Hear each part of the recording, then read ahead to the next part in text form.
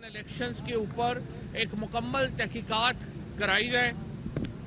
जिस तरीके से इन इंतखाबात में सरकारी वसाइल इस्तेमाल किए गए,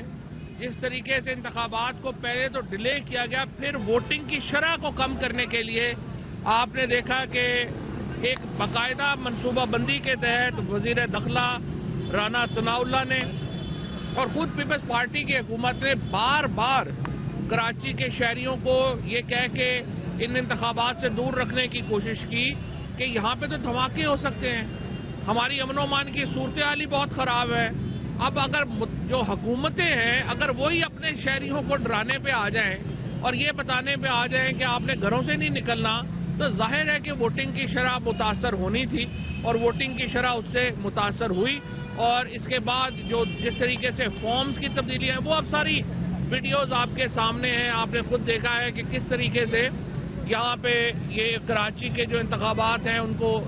मुतासर किया गया, किस तरीके से कराची के इंतखाबात जो हैं उनको एक मजाक बनाया गया। इसको हम जो है वो मुस्तरद करते हैं। और आपने देखा कि कम अज़ कम 3 दिन कराची ही के इंतखाबात के नताइज नहीं आ सके। वो नताइज इसलिए नहीं आ सके और आज पाकिस्तान के लोगों को ये बात अच्छी तरह समझ आ गई हो गई कि क्यों इलेक्शन कमीशन ईवीएम की मुखालफत कर रहा था, क्यों एक पूरी लॉबी जो थी उस वक़्त की एस्टेब्लिशमेंट और उस वक़्त जो नून लीग और पीपल्स पार्टी क्यों ये कह रहे थे कि आप इलेक्ट्रॉनिक वोटिंग मशीन्स ना लेके आए। क्योंकि अगर आपके पास इलेक्ट्रॉनिक वोटिंग मशीन्स होती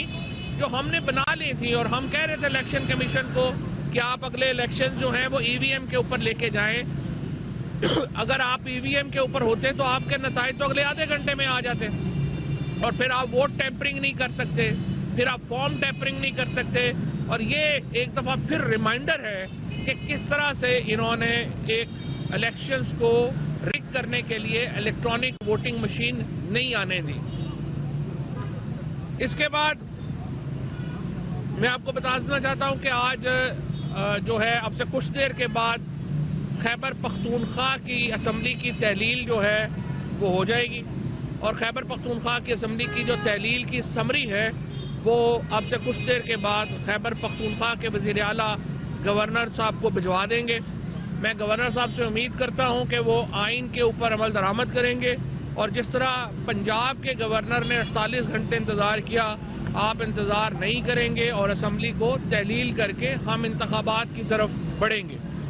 ये दोनों वो वादे थे जो इमरान खान ने 26 नवंबर को रावलपिंडी के जलसे में किए थे और अल्हम्दुलिल्लाह हमें अल्लाह ने ये तौफीक दी कि हम ये वादे जो हैं वो पूरे कर पाए। पाकिस्तान के अंदर तो आपको पता है क्लर्क की नौकरी कोई नहीं छोड़ता, उसके लिए जो है और आपको पता ही है जो एक्सटेंशनों के लिए जो कुछ होता है। ये इमरान खान और तहरीक इंसाफ है कि जिसने 2 हुकूमतों को ठोकर मारी और कहा कि हम अवाम के पास जाएंगे वोट लेने, और ये तहरीक इंसाफ का एतमाद जाहिर करता है अवाम के ऊपर। ये तहरीक इंसाफ के उस कॉन्फिडेंस की अलामत है जो हम पाकिस्तान के अवाम के ऊपर रखते हैं और जो सपोर्ट पाकिस्तान के अवाम में इस वक्त तहरीक इंसाफ की है, ये उसका एक इजहार है। लिहाजा आज दोनों असम्बलियाँ पंजाब के बाद खैबर पख्तूनख्वा असम्बली जो है वो भी तहलील हो जाएगी। हमने जो पार्लिमानी पार्टी है पंजाब के लिए वो मियाँ असलम साहब की सरकर्दगी में जो है वो कायम कर दी है और स्पीकर साहब जो हैं वो पार्लिमानी पार्टी का लिख देंगे।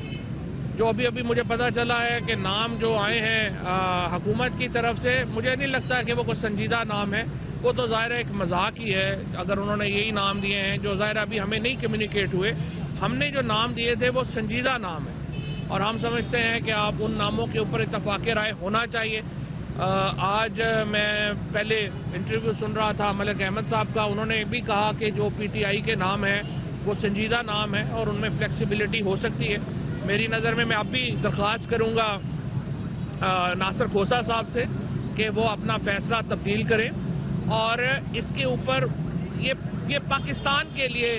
एक उनकी कंट्रीब्यूशन होगी। आई कैन इमेजिन कि मुश्किल काम है, इसमें कंट्रोवर्सी होती हैं, सियासी कंट्रोवर्सीज हैं।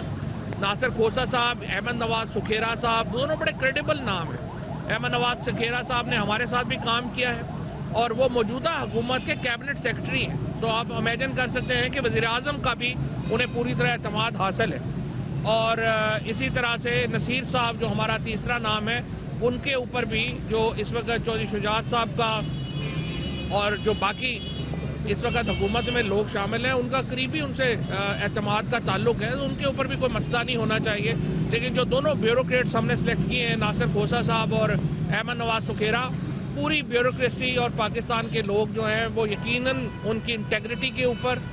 ان کی جو ایک قد ہے پاکستان کی سول سروس کے اندر، اس سے واقف ہیں. اور میری خیال میں وہ ان میں سے اگر کسی پہ بھی اتفاق ہو جائے یہ بڑا خوش آئند ہوگا اور ہم اس کے اوپر جو ہے وہ آگے بڑھیں.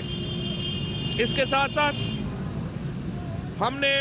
آج جو عمران خان صاحب کی JIT کو جس طریقے سے کور اپ کیا جا رہا ہے اس کے اوپر سینئر لیڈرشپ نے بڑے افسوس کا اظہار کیا ہے. ہم یہ دیکھ رہے ہیں کہ مسلسل پہلے آپ دیکھیں عمران خان کے اوپر حملہ ہوا 1867